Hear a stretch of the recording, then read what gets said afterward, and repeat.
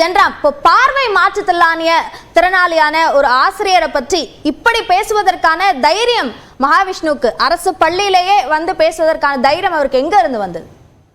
எங்கிருந்து வந்ததுங்கிறது இதுவரைக்கும் யாருக்கும் தெரியல.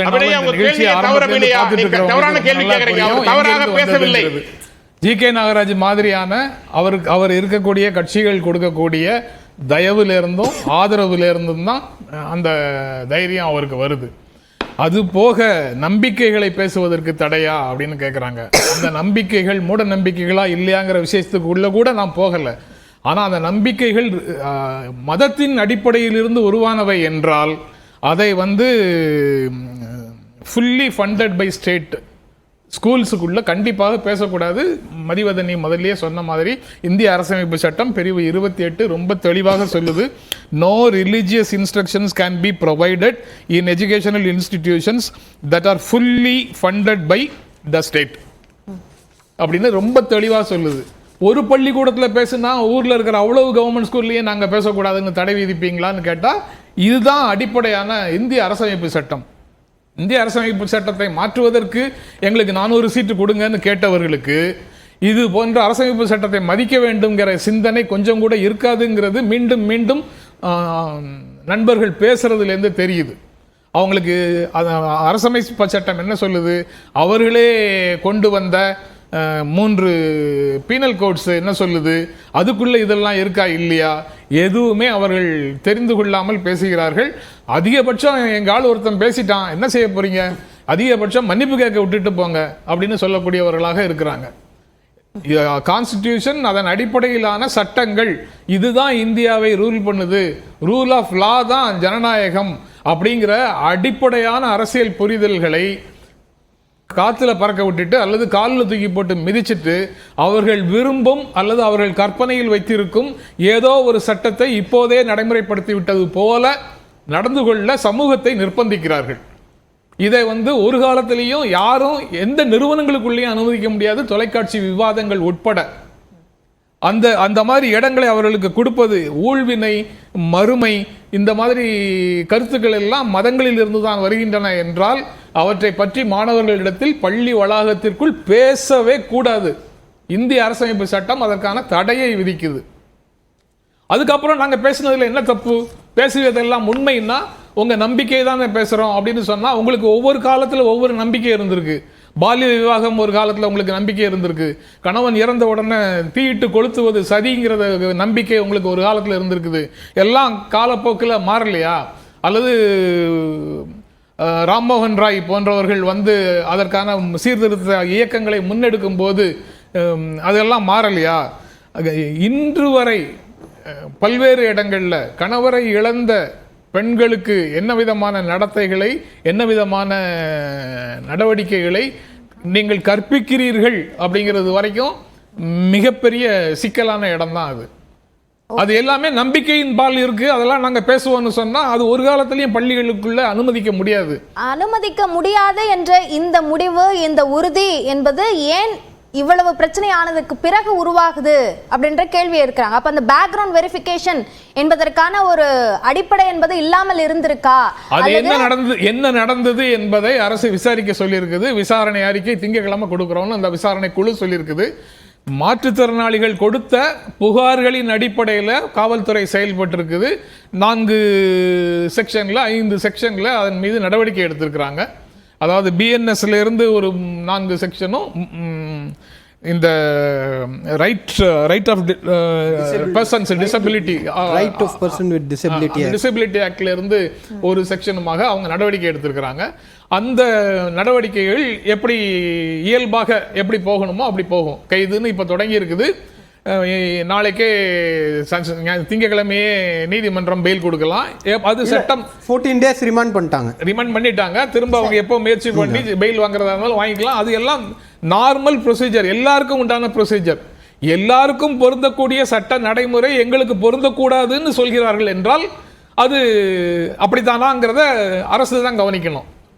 மற்றபடி அவங்க அரசு எடுத்த நடவடிக்கைகள் இது வரைக்கும் எந்த விதமான சிக்கல், நம்ம சொல்லக்கூடிய இந்த சமத்துவம் சார்ந்த விஷயங்களோ அல்லது சமத்துவமே இல்ல. இது சட்டத்தின் ஆட்சி, சட்டத்தை மீறுகிறார்களா இல்லையாங்கிறது தான்.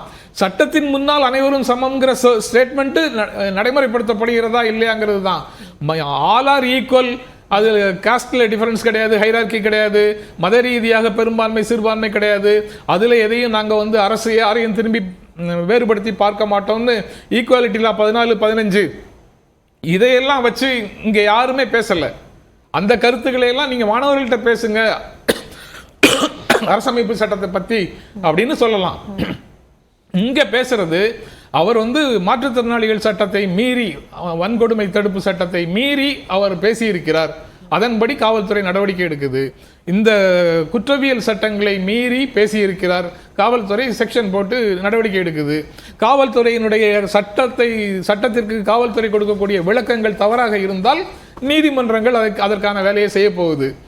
இல்லன்னா நலிஃபை பண்ணி அனுப்ப போறாங்க. இது மகாவிஷ்ணு மீதான நடவடிக்கை பத்தி பேசுறோம். சட்ட நடைமுறையை செயல்படுத்தவே கூடாதுன்னு இந்த 2 நண்பர்களும் சொல்றாங்களா? அவங்க இவ்வளவு நேரம் பேசியதற்கு என்ன பொருள்? அதாவது நாங்க பேசுவது மட்டுமே சரி, எங்களுடைய நம்பிக்கைகள் நீங்க பேசி விட்டா நான் பேசுவேன், நீங்க என்ன பேச விட மாட்டேங்கிறீங்க. நான் வரேன் திரு ஜி.கே. நாகராஜ். இல்ல திரு ஜென்ராம், இப்போ நீங்க சொல்றது மகாவிஷ்ணு மீதான நடவடிக்கை சார்ந்து சொல்றீங்க. இப்போ தலைமை ஆசிரியர்கள் மீது நடவடிக்கை எடுத்திருக்காங்க. ஆமா, இல்ல இப்ப நான் இதுல பள்ளிக்கல்வித்துறையோட இந்த நடவடிக்கை போதுமானதா என்ற ஒரு கேள்வியும் முக்கியமா எழுதில்ல. இப்போ பள்ளியில இந்த பேக்ரவுண்ட் வெரிஃபிகேஷன் பண்ணாம இது நடத்திட்டாங்க அப்படின்றது ஒண்ணு. அவர் என்ன பேச போறாருன்றது தெரியல. கல்வித்துறை சம்பந்தமான விஷயமாக இருந்தால் நான் அதை பத்தி பேசுறதுக்கே தயாராக இல்லை. ஏன்னா பள்ளிக்கல்வித்துறை ஒரு விசாரணைக்கு ஆணையிட்டு இருக்குது. அந்த விசாரணை அறிக்கை திங்கட்கிழமை தான் வருது. அது வரைக்கும் அந்த விசாரணைக்கு இங்கு இருக்கக்கூடிய தலைமை ஆசிரியரும் அதே இடத்துல இருந்தாங்கன்னா ஒருவேளை விசாரணைக்கு இடையூறு செய்யக்கூடும் அப்படிங்கிறதுனால ஒரு டிரான்ஸ்ஃபர் போட்டிருக்காங்க.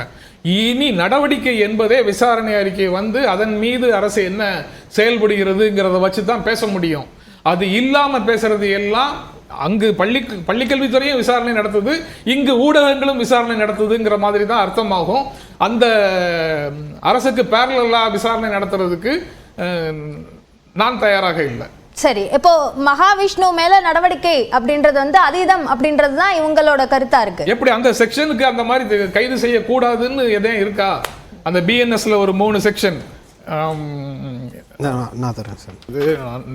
சரி, பிஎன்எஸ்ல அந்த பிரிவுகளின் அடிப்படையில் கைது பண்ணலாம் என்று குறிப்பிடப்பட்டிருக்கு. பிஎன்எஸ்ல 192 196 உட்பிரிவு 1A, அப்புறம் 352 353 அப்படின்னு 4 செக்ஷன்ல பிஎன்எஸ்ல போட்டிருக்கிறாங்க. Rights of persons with disability ஆக்ட்ல 92A போட்டிருக்காங்க. இந்த வழக்குகளின்படி மாற்றுத்திறனாளியை அவமதித்த குற்றத்துக்காக அதுதான் மெயின் செக்ஷன். அதுதான் இந்த நடவடிக்கை, காவல்துறை நடவடிக்கை முழுக்க. அதற்கு பின்னால் இருக்கிற ஜி.கே. நாகராஜ் சொன்ன அறநெறிகள் இருக்குல்ல, அந்த அறநெறி சக மனிதர்களை கண்ணியமாக நடத்துது.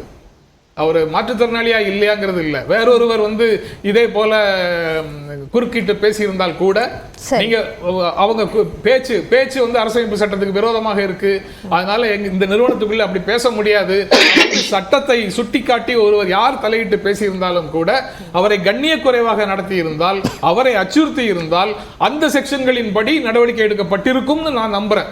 அவர் புகார் கொடுக்கும் போது நடந்திருக்கும். இப்போ சங்கர்ங்கிற மாற்றுத்திறனாளி மேல அவரை அவமதித்ததுனால அந்த அசோசியேஷன்ஸ் எல்லாம் கம்ப்ளைண்ட் கொடுத்திருக்காங்க. அவரும் கம்ப்ளைண்ட் கொடுத்திருக்காரா? இல்ல, அவர் கம்ப்ளைண்ட் இருக்கு, அசோசியேஷன்ஸ் கொடுத்திருக்கு, அதன்படி நடவடிக்கை எடுத்திருக்காங்க. சரி, ஆனா இதுல அதீதம்ங்கிற சொல்லுக்கே எங்க இடம் இல்ல.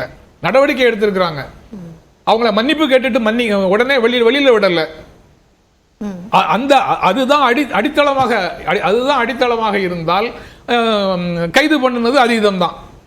அவர்களுக்கு மன்னிப்பு மட்டும்தான், வழக்கே போடக்கூடாது, மகாவிஷ்ணு சட்டத்திற்கு அப்பாற்பட்டவர் அப்படின்ற ஒரு ரூல் நடைமுறையில் இருந்ததுன்னா அவர் மேல 4 செக்ஷன் போட்டு கைது செய்வது அதீதம் தான். அது இல்லைன்னா சாதாரண மனிதனுக்கு என்ன நடக்குதோ அதுதான் அவருக்கும் நடந்திருக்குது. கல்வித்தரம் தாழ்ந்து போச்சுன்னு சொன்னாங்கல்ல, அது தாழ்ந்து விடக் கூடாது அப்படிங்கிறதுக்காக தான் இந்த கைது. சரி, அது தாழ்ந்து விடக் கூடாதுங்கிறதுனால தான் அரசு பள்ளிகளில் இது போன்ற சொற்பொழிவுகளை இனி வரைமுறைப்படுத்த வேண்டும் அப்படிங்கிற முதலமைச்சருடைய இன்ஸ்ட்ரக்ஷன். வரைமுறைப்படுத்துவதற்கான படியையும் பள்ளி கல்வித்துறை செய்ய தொடங்கி இருக்குது. அதையும் அவர் முடிச்சிட்டு அவங்க வெளியில விடுற வரைக்கும் அதை பற்றி என்ன வெளியில விட போறாங்கிறது தெரியாததுனால அதை பற்றியும் பேசுவது சரியில்லை.